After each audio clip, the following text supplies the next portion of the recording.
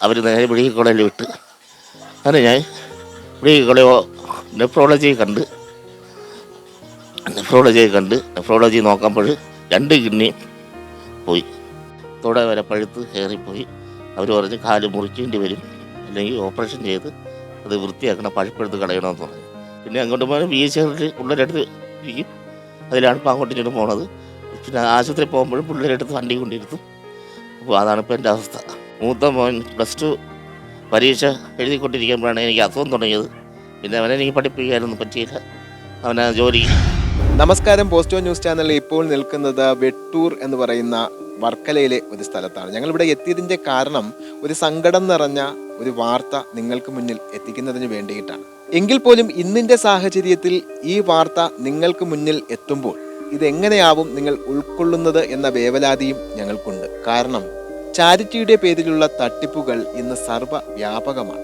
എങ്കിൽ പോലും ഒരു മനുഷ്യൻ അദ്ദേഹത്തിൻ്റെ ഗതികേടിനാൽ നമ്മളോട് യാചിക്കുകയാണ്. ജീവിക്കാൻ ഒരു നിവൃത്തിയുമില്ല, എന്നെ ഒന്ന് സഹായിക്കണം എന്ന് പറയുമ്പോൾ ഒരു മാനുഷികപരമായിട്ട് അദ്ദേഹത്തിൻ്റെ ആ അഭ്യർത്ഥനയെ നിരസിക്കാൻ ഞങ്ങൾക്ക് തോന്നിയില്ല. അതിൻ്റെ ഭാഗമായിട്ടാണ് ബിജു എന്ന് പറയുന്ന ആളുടെ വീടിന് മുന്നിലാണ് ഞങ്ങളിപ്പോൾ ഉള്ളത്. ബിജു ഒരു കിഡ്നി പേഷ്യൻ്റ് ആണ്. അദ്ദേഹം ഡയാലിസിസ് ചെയ്താണ് ജീവിക്കുന്നത്. അദ്ദേഹത്തിന് 2 മക്കളുണ്ട്. ഒരാൾ +2 കഴിഞ്ഞ് അച്ഛൻ്റെ ഈ അവസ്ഥ കണ്ട് പഠനം ഉപേക്ഷിച്ച് ജോലിക്ക് പോകുന്നു. മറ്റൊരാൾ +2 പഠിച്ചുകൊണ്ടിരിക്കുന്നു.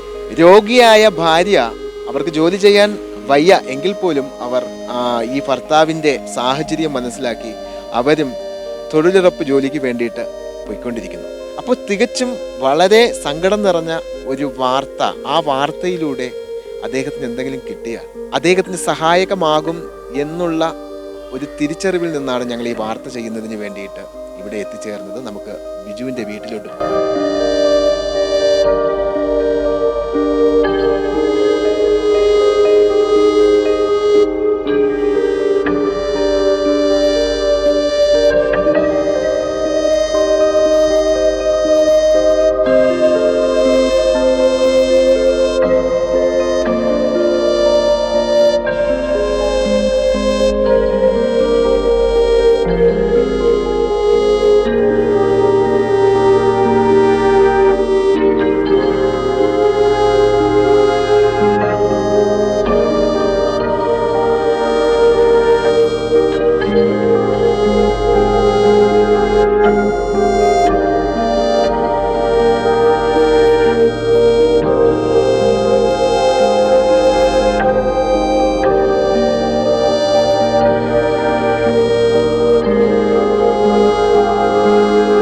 നമ്മളോടൊപ്പം ഇപ്പോൾ ഉള്ളത് അസുഖബാധിതനായി കിടക്കുന്ന ബിജു ആണ്. ബിജുവിനോട് ചോദിക്കാം എന്താണ് അദ്ദേഹത്തിൻ്റെ ജീവിതത്തിൽ സംഭവിച്ചതെന്ന്.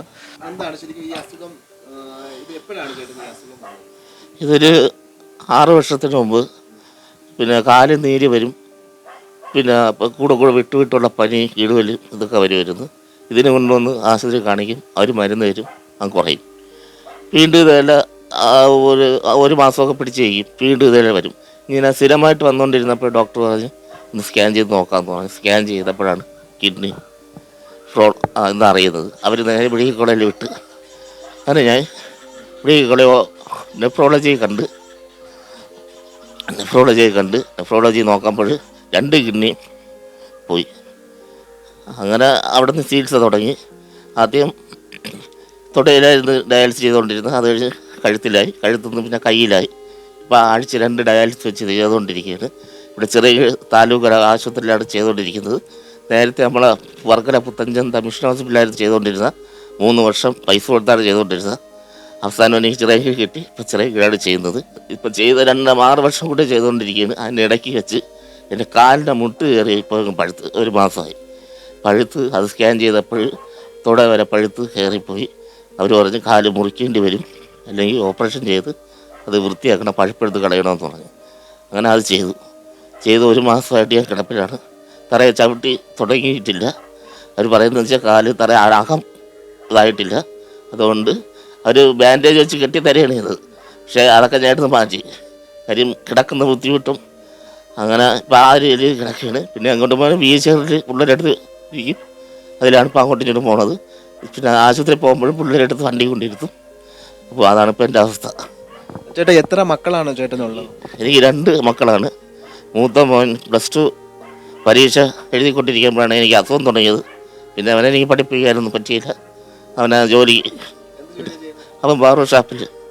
ആ, ഇളയ മോൻ പഠിക്കുന്ന, അവൻ +2 പഠിച്ചുകൊണ്ടിരിക്കുകയാണ്. അവന് പരീക്ഷ തുടങ്ങി. ആ, പുള്ളിക്കാരൻ്റെ രണ്ട് ആൺമക്കളാണ്. അതിൽ മൂത്തവൻ അച്ഛൻ്റെ അവസ്ഥ കണ്ടുകൊണ്ട് അവൻ്റെ പഠനം ഉപേക്ഷിച്ച് അവൻ ഇപ്പോൾ ഒരു ബാർബർ ഷോപ്പിൽ ജോലിക്കായി നിൽക്കുന്നു. രണ്ടാമത്തെ മകൻ പഠിച്ചുകൊണ്ടിരിക്കുന്നു. ഇതേ അവസ്ഥ തന്നെയാണ് ഇദ്ദേഹത്തിൻ്റെ ഭാര്യ. ഇദ്ദേഹം കിടന്നതോടുകൂടി ആകെയുണ്ടായിരുന്ന ഒരു വരുമാനം, ആകെയുണ്ടായിരുന്ന ഒരു അത്താണി നശിച്ചതിൻ്റെ ഭാഗമായിട്ട് ആ അമ്മ വയ്യെങ്കിലും ഇദ്ദേഹത്തിൻ്റെ ഭാര്യ തൊഴിലുറപ്പ് ജോലിക്ക് പോവുകയാണിപ്പോൾ. ഈ വീടിൻ്റെ അവസ്ഥ എന്ന് പറയുന്നത് ഞങ്ങളെ വിഷ്വൽ കാണിച്ചു തരാൻ വളരെ ശോചനീയമായിട്ടുള്ള കന്നുകാലികളെ കെട്ടുന്നത് എരുത്തിൽ പോലെ തന്നെ തോന്നുന്ന ഒരു വീട്ടിലാണ് ഈ അസുഖബാധിതനായ ഇദ്ദേഹം അന്തിയുറങ്ങുന്നത് എന്ന് കാണുമ്പോഴാണ് നമുക്ക് ഏറ്റവും കൂടുതൽ വിഷമം തോന്നുന്നത്. അപ്പോൾ ഈ വീടിൻ്റെ കാര്യങ്ങൾ എങ്ങനെയാണ്? വീട് എന്താണ്? ഇത്രയും ഇവിടുത്തെ മെമ്പറൊക്കെ എന്താ പറയുക? വീട്ടിൽ മെമ്പർമാർ വന്ന് കണ്ട്, അവിടുത്തെ എല്ലാവരും, ആ പഞ്ചായത്തിലുള്ള എല്ലാവരും ഈ വീട്ടിൽ വന്ന് കണ്ട് അവർ ഫോട്ടോ എടുത്തുകൊണ്ട് പോയി. ഞങ്ങൾക്ക് വേണ്ടി ഒരുപാട് സഹായങ്ങൾ അവർ ചെയ്യുന്നു പറഞ്ഞാണ് വന്നെടുത്തോണ്ട് പോണത്. പിന്നെ ലൈഫിൽ ഇത് കൊടുത്തു.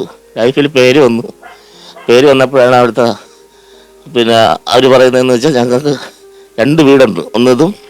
ഒന്ന് എൻ്റെ അനിയനും അമ്മയൊക്കെ താമസം. അമ്മ മരിച്ചുപോയി, അച്ഛനും അനിയനും മാത്രമേ ഉള്ളൂ. ആ വീട്ടിൻ്റെ കാർഡ് വെച്ചാണ് നമ്മൾ അപേക്ഷിച്ചത്. അതാണ് ഇപ്പോൾ ഒരു പേര് പറയുന്നത്. ആ കാർഡ് നോക്കുമ്പോൾ വീടുണ്ട്, അതുകൊണ്ട് നിങ്ങൾക്ക് വീട് തരാൻ ഇല്ലെന്ന് പറഞ്ഞാണ് അവർ ചെയ്തത്. അങ്ങനെ മുഖ്യമന്ത്രി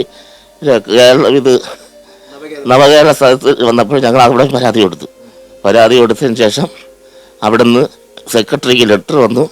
സെക്രട്ടറി എനിക്ക് ലെറ്റർ അയച്ചിട്ട് പറഞ്ഞു, നിങ്ങൾക്ക് 20ാമത്തെ നമ്പറാണ്, നിങ്ങൾക്ക് ഈ അസുഖം ഉള്ളതുകൊണ്ട് ചില വീട് കിട്ടും.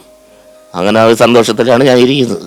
ഇദ്ദേഹത്തിൻ്റെ കിഡ്നി സംബന്ധമായ അസുഖത്തെക്കുറിച്ച് അറിയാവുന്നവർക്ക് അറിയാം, ഒരു കിഡ്നിയുടെ അസുഖം വന്നാൽ എത്രത്തോളം രൂപ ചിലവാക്കേണ്ടി വരുമെന്ന്. ആഴ്ചയിൽ 2 ഡയാലിസിസ് ആണ്. അതിൻ്റെ വണ്ടിക്കൂലി തന്നെ ഒരു തുകയാകും. അത്രയും തുകയൊന്നും താങ്ങാൻ കഴിയുന്ന ഒരു ശേഷിയുള്ള ഒരു കുടുംബമല്ല ഇത്. നമ്മുടെ ഈ വാർത്ത കാണുന്ന നന്മയുള്ള സുമനസ്സുകൾ നിങ്ങളാൽ കഴിയുന്ന സഹായം ഇദ്ദേഹത്തിന് നൽകി സഹായിക്കണം എന്നാണ് ഞങ്ങളുടെ പ്രേക്ഷകരോട് ഞങ്ങൾക്ക് വളരെ താഴ്മയായി അപേക്ഷിക്കാനുള്ളത്.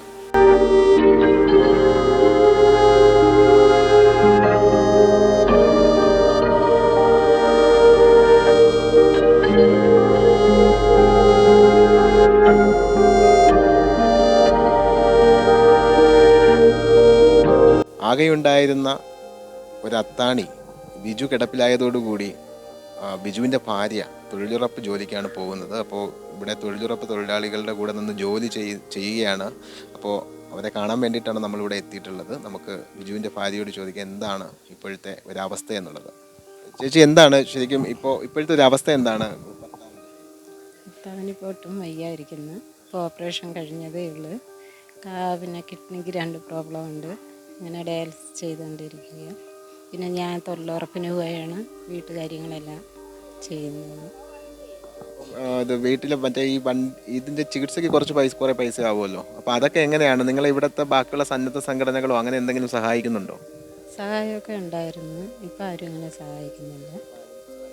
ജീവിതം വഴിമുട്ടിയ ഒരു അവസ്ഥയിലാണ് ഇപ്പോൾ നിൽക്കുന്നത് അല്ലേ? മുടി വയ്യാതായപ്പോഴത്തേക്ക് കുട്ടികളെ പഠിപ്പിക്കണമെന്നുണ്ട്, ഒന്നും നിങ്ങളുടെ കയ്യിൽ നിൽക്കുന്നില്ല എന്നുള്ളതാണ് ഇപ്പോഴത്തെ അവസ്ഥ. പിന്നെ എൻ്റെ വീട് മൊത്തം ഇങ്ങനെയായി കിടക്കുന്നു.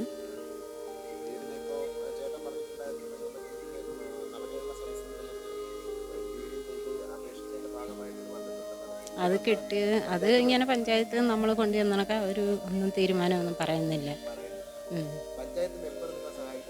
മെമ്പർ ഇവിടെ സാധനങ്ങളൊന്നും ഇല്ലെന്ന് പറയുമ്പോൾ അവർ വന്ന് വല്ലതൊക്കെ വാങ്ങിച്ചു തരും, എല്ലാം ചെയ്യും.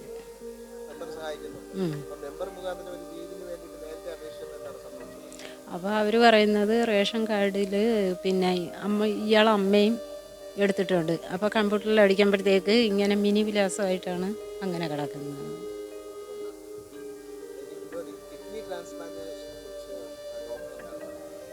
ഇനിയുള്ള കാലം വരെ ഇങ്ങനെ ചെയ്തുകൊണ്ടിരിക്കും. ബിജു ചേട്ടൻ്റെ ബോഡി വീക്ക് ആയതുകൊണ്ട് തന്നെ ഇപ്പോൾ ഒരു ട്രാൻസ്പ്ലാന്റേഷൻ എന്നുള്ള ഒരു സംഭവം നടക്കില്ല എന്ന് ഡോക്ടർ പറഞ്ഞു എന്ന് അദ്ദേഹത്തിൻ്റെ ഭാര്യ പറയുന്നു. എങ്കിൽ പോലും അദ്ദേഹത്തിന് ഡയാലിസിസ് ചെയ്ത് ഇങ്ങനെ കുറച്ച് നാൾ ഇത് ചെയ്ത് പോകുക എന്നുള്ളതാണ് ഇപ്പോഴത്തെ ഒരു മാർഗം. ഒരാഴ്ചയിൽ 2 പ്രാവശ്യം ഡയാലിസിസിന് പോകുന്നത് കൊണ്ട് തന്നെ ഒരു ഭാരിച്ച ചിലവ് ഈ കുടുംബത്തിന് വഹിക്കേണ്ടതായി വരുന്നു. അതോടൊപ്പം തന്നെ വീടിൻ്റെ അവസ്ഥ വളരെ ദയനീയമാണ്. അപ്പോൾ ഈ ഒരു സാഹചര്യത്തിലാണ് പോസ്റ്റോ ന്യൂസുമായിട്ട് ബന്ധപ്പെടേണ്ട ഒരു സാഹചര്യം ഉണ്ടായതും അവർക്ക് വേണ്ട സഹായം അഭ്യർത്ഥിച്ചുകൊണ്ട് ഞങ്ങൾക്കൊരു വീഡിയോ ചെയ്യേണ്ട ഒരു സാഹചര്യം ഉണ്ടായത്.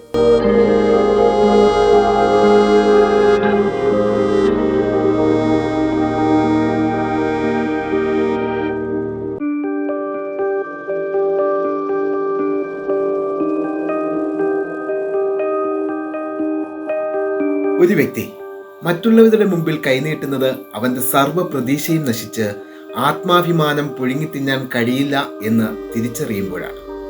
ആ ഗതികേട് മനുഷ്യത്വം മരവിച്ചിട്ടില്ലാത്ത നന്മ മനസ്സുകൾ തിരിച്ചറിയുകയും അവർക്ക് നമ്മളാൽ കഴിയുന്ന സഹായം നൽകി അവരെ കരകയറ്റുവാൻ ശ്രമിക്കുകയും ചെയ്യുമ്പോഴാണ് നമ്മൾ മനുഷ്യനാകുന്നത്. ഇവിടെയും ഒരാൾ നന്മയുള്ള ലോകത്തോട് കേഴുകയാണ്. ആ വിളി കേൾക്കണം.